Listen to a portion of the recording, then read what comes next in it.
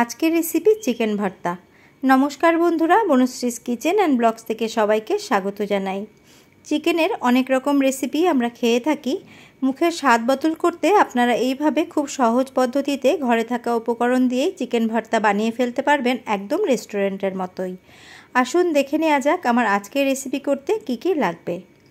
ভিডিওটি পুরো দেখার অনুরোধ রইল, আশা করি আপনাদের খুব ভালো লাগবে।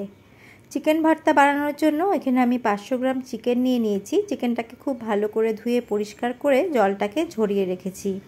এখানে বোন উইথ বোন দুটো মিলিয়ে চিকেন আছে।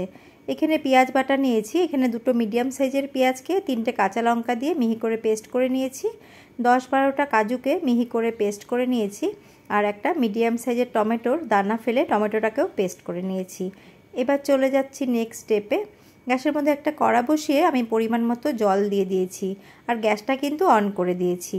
এখন ধুয়ে রাখা চিকেনগুলো এর মধ্যে দিয়ে দিচ্ছি। এখানে হাড় ছাড়া এবং হাড় সহ আমি মাংস নিয়েছি, আপনারা শুধুমাত্র বোনলেস চিকেন দিয়েও করতে পারেন। এখানে দিয়ে দিলাম হাফ চামচের থেকে সামান্য একটু কম লবণ, দিয়ে সমস্তটা মিশিয়ে নিয়েছি। আর এখন গ্যাসের ফ্লেমটাকে আমি মিডিয়ামে করে দেব। মিডিয়ামে করে যখন এটা ফুটতে শুরু করবে তখন ঢাকা চাপা দিয়ে দেব। ঢাকা চাপা দিয়ে 5 থেকে 6 মিনিট মতো এটাকে বয়েল করে নেব। সামান্য ফাঁকা রেখে কড়াটাকে ঢেকে দিলাম, যাতে এটা যখন ফুটবে তখন এর জলটা বাইরে বেরিয়ে না আসে। এই যে 5 থেকে 6 মিনিট মতো আমি ফুটিয়ে নিয়েছি আর আমার চিকেন কিন্তু একদম ভালো করে সেদ্ধ হয়ে গেছে। গ্যাসের ফ্লেমটাকে অফ করে দিয়ে চিকেনগুলোকে একটা স্ট্রেনারের মধ্যে নিয়ে জলটাকে ঝরিয়ে নেব। ঠান্ডা হয়ে গেলে চিকেনগুলোকে শ্রেডেড করে নেব। আপনারা হাত দিয়ে বা স্পুন দিয়ে আপনারা যে কোনো কিছু দিয়েই কিন্তু চিকেনটাকে শ্রেডেড করে নিতে পারেন। চিকেন সেদ্ধ করে যে জলটা বেঁচে গেছে এই জলটাকে ফেলে দেব না। এই জলটা আপনারা স্যুপ হিসেবেও খেতে পারেন বা আমি এখানে আজকে রান্নায় ব্যবহার করব। এই জলটাকে আমি স্টোর করে রাখছি। এবার চলে যাচ্ছি নেক্সট স্টেপে। গ্যাসের মধ্যে আমি কড়া বসিয়ে আমি দিয়ে দিয়েছি 2.5 টেবিল চামচ মতো রিফাইন্ড অয়েল। দিয়ে এর মধ্যে আমি যে পেঁয়াজ পেস্ট করে রেখেছিলাম কাঁচা লঙ্কা দিয়ে, সেই পেঁয়াজটা দিয়ে দিলাম। আর পেঁয়াজ থেকে সামান্য একটু তেল ছিটে আসছে, তার জন্য সামান্য একটু লবণ দিয়ে দিলাম, এতে তেলটা ছিটে আসবে না। এবার পেঁয়াজটাকে আমি মিডিয়াম ফ্লেমে 2 থেকে 2.5 মিনিট মতো ভেজে নেব, যাতে পেঁয়াজটা কিছুটা মজে আসে। পেঁয়াজ কিছুটা মজে এসেছে। এখন এর মধ্যে দিয়ে দিচ্ছি 1 টেবিল চামচ ভরে আদা এবং রসুনের পেস্ট। আদা রসুনের পেস্ট দিয়ে সমস্তটা ভালো করে মিশিয়ে নিচ্ছি। আর আমি একবারে এর মধ্যে গুঁড়ো মশলাও দিয়ে দেব। আমি এর মধ্যে দিয়ে দিচ্ছি হাফ চা চামচ হলুদ গুঁড়ো। এর মধ্যে হলুদ গুঁড়োর একটু কমই ব্যবহার হয়। আর দিয়ে দিচ্ছি এখানে কাশ্মীরি লাল লঙ্কার গুঁড়ো। কাশ্মীরি লাল লঙ্কার গুঁড়ো আমি 1 চা চামচ দিয়েছি এখানে, এতে কিন্তু কালারটা ভালো হবে। দিয়ে দিলাম 1/4 চা চামচ জিরে গুঁড়ো। আর দিয়ে দিচ্ছি 1 চা চামচ ভরে ধনে গুঁড়ো। ধনে গুঁড়োটা একটু এখানে বেশি ব্যবহার করলে এর টেস্টটা কিন্তু ভালো হবে। আর সমস্তটা ভালো করে মিশিয়ে নিচ্ছি। আর এই মশলাটা কিন্তু কষতে বেশ অনেকটা সময় লাগবে।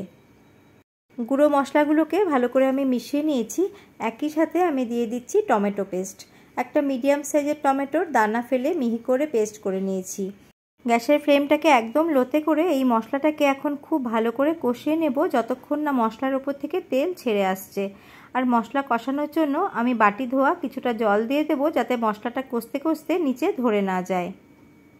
যে কোনো রান্নার ক্ষেত্রে মশলা বা টমেটোর যদি কাঁচা গন্ধ রয়ে যায় তাহলে কিন্তু খেতে খুব একটা ভালো লাগে না।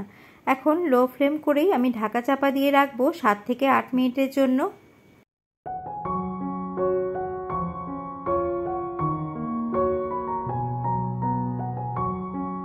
ফিরে এলাম 8 থেকে 9 মিনিট পর।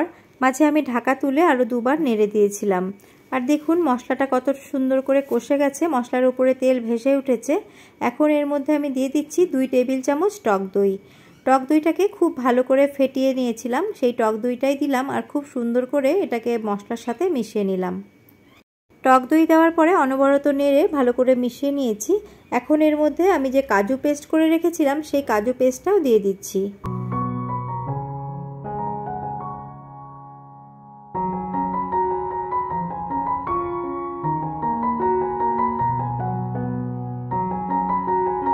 কাজু বাদাম দেওয়ার পরেও গ্যাসের সামনে থেকে সরা যাবে না, অনবরত নেড়ে যেতে হবে, নয়তো কাজু বাদাম নিচে ধরে যেতে পারে।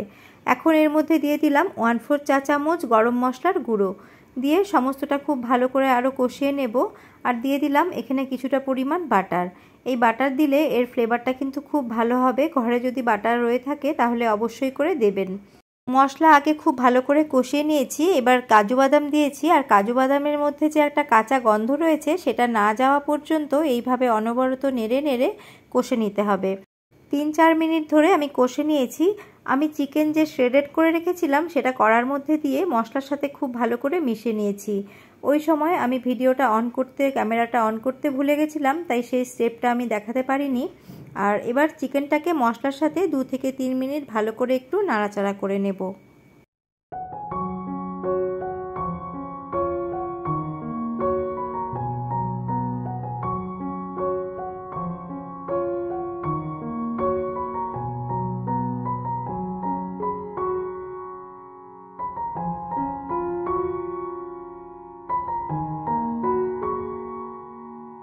তিন 4 মিনিট মতো মশলার সাথে চিকেনটাকে নাড়াচাড়া করে নিয়েছি। এখন যে চিকেন স্টকটা রেখেছিলাম সেই স্টকটা এর মধ্যে দিয়ে দিচ্ছি। চিকেন আগে থেকে ভালো করে সেদ্ধ করা রয়েছে, তার জন্য এখানে সবটা স্টক আমি দিইনি। আমি পরিমাণ বুঝে কিছুটা স্টক এর মধ্যে দিয়ে ভালো করে নাড়াচাড়া করে নিচ্ছি। এখন গ্রেভিটাকে ফুটে ওঠার জন্য ফ্লেমটাকে হাই করে দিয়েছি। আর যেহেতু এখানে টমেটো ব্যবহার করেছি তার জন্য ব্যালেন্সের জন্য 1/4 চা চামচ চিনি দিয়ে দিয়েছি। আর দিয়ে দিচ্ছি এর মধ্যে 1 টেবিল চামচের থেকে একটু বেশি কসুরি মেথি। কসুরি মেথিটাকে আমি কিন্তু রোস্ট করে নিইনি, আমি কাঁচা কসুরি মেথি এর মধ্যে দিয়ে দিলাম। গ্যাসের ফ্লেমটাকে মিডিয়াম টু হাই করে দিয়ে ঢাকা চাপা দিয়ে 2 থেকে 3 মিনিটের জন্য রান্না হতে রাখলাম। ফিরে এলাম 3 মিনিট পর। দেখুন আমার চিকেন কিন্তু প্রায় রেডি হয়ে এসেছে। এই পর্যায়ে আমি 2টো ডিম সেদ্ধ করে রেখেছিলাম, সেই ডিমগুলোকে ছুরি দিয়ে আমি পাতলা পাতলা করে স্লাইস করে এর মধ্যে দিয়ে দেব। চিকেনের মধ্যে নুন দিয়ে সেদ্ধ করেছিলাম আর ওই স্টকটাই ব্যবহার করেছি, তার জন্য আর খুব সামান্য একটু নুন এর মধ্যে আমি অ্যাড করে দিয়েছিলাম।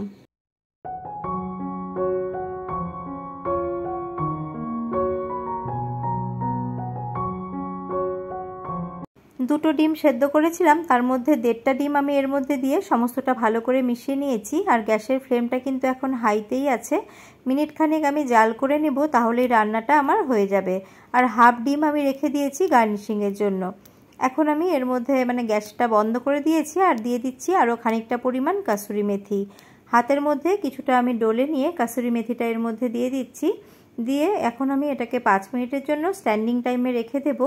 তারপরে আপনাদের সার্ভ করে দেখাবো। ঢেকে দেওয়ার আগে 1 টুকরো বাটার দিয়ে দিচ্ছি, এটা অপশনাল, চাইলে দেবেন না চাইলে নাও দিতে পারেন। আর খুব সহজেই আজকে আমি এই চিকেন ভর্তা বানিয়ে দেখালাম।